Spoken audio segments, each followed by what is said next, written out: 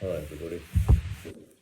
Today I wanted to talk about something that has helped me over the years with my own training and also training other people. I've been involved in coaching for over 30 years, teaching tennis, personal training of different types, which would be physical training, but also performance coaching, and which is basically improving people's lives or helping them improve their lives, and also martial arts training, different types of martial arts. I've coached people in Aikido, grappling, wrestling, self-defense, things like that. And this particular tool that I've used is very good as creating a structure of finding out what you need. In other words, what you need to do to create a good feedback loop is to understand what you actually need and what is most important on those list of needs. So what you should work on, basically. So the different questions that you need to ask, there's 4 basic questions, what you need to look for. So the first thing is you need to look for in what it is that your training is, what is needed. You find out what is needed in your game or in your training, whatever it is that you the sport that you do, or whatever you need to perform better in. You look for something that is needed, then you look for something that is poorly developed. Okay? The third thing, it has to be something that is highly trainable, so easy to train and easy to improve on. And then you look for something that is foundational to other elements. So by improving this particular skill, attribute, strength, whatever it is, you will help other things improve. So you always have a foundational approach to training. That way you can improve one thing, but actually improve 3 or 4 or more things by improving that one thing, So as they say in, I think it came from NASA originally, the idea is of all they're saying is more bang for your buck. That's what you're looking for constantly. And as you evolve, hey, down you go, it's my dog.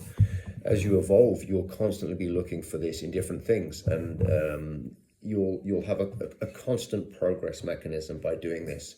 So you analyze this, you improve on it, then you will go and use these new skills that you have, and now you'll be at a new level, and so you do it again at the next level, and so forth.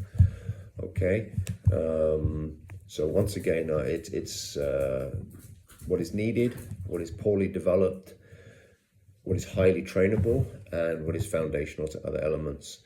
Now, I didn't invent this. I learned this years ago, reading some of the work of Charles Staley, who is, Staley, I think I'm pronouncing it correctly, who was a strength trainer. And he would always talk about maximal strength. So if you pulled up the ladder, so to speak, the rope ladder, if you pull up maybe aerobic strength, you'll only pull up one of the steps on the ladder. But if you pulled up maximal strength, it would pull up the whole ladder. That was his idea. So for wrestlers, for example, which I like to train wrestling, one of the ones that you could look at would be, for example, the neck. Okay, so do you need to have a strong neck? Yes.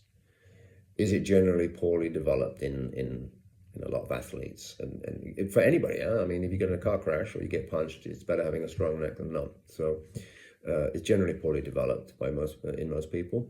Is it highly trainable? Yes. It's very easy to train. You can train it at home. You can do isometrics. There's all sorts of ways of training. There's different devices out there. You can do different types of bridging as well. And then, is it foundational to other elements? Well, yes, because if you have a strong neck, you can resist takedowns, head snaps, things like that in wrestling. You can also resist chokes, or neck cranks, or all kinds of things like that, face locks. You can take a punch better. If you get thrown, you have less chance of getting a serious injury. It can protect you against serious injury that way as well. And also having a strong neck as well, you'll notice that by having a neck that is functional or stronger, it's actually going to function better for movement as well, and even for reflexes.